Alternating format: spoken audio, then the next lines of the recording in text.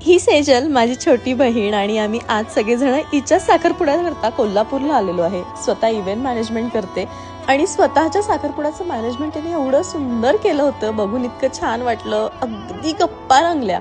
आणि मला असं वाटतं की बहिणी बहिणींचं नातं हे असंच असतं. कितीही वर्षांनी भेटू देत, या नात्यामधला ओलावा कधी संपतच नाही आणि तो वाढतच राहतो. प्रत्येक भेटीमध्ये नाती ही नवीन होतात आणि आपले लोक आणखी जवळ येतात.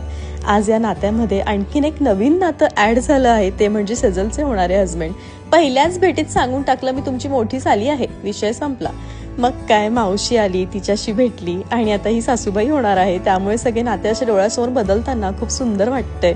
आणि मग काय, 49 डिग्री टेम्परेचरमध्ये रिअल फ्लावर्सचं डेकोरेशन, आणि तेही इतके सुंदर सुंदर फ्लावर्स, म्हणजे अक्षरशः डोळ्यांना जो गारवा जाणवत होता, मनाला जे वेड लागत होतं फुलांना बघून, ते मी तुम्हाला शब्दात मांडूच शकत नाही.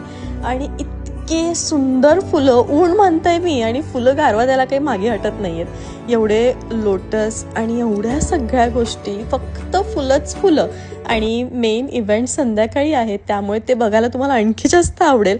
आणि मग काय, सगळ्यांनी सोबत लंच घेतलं आणि निवांत दुपारचा वेळ निघाला. संध्याकाळी भेटूयात. बाय.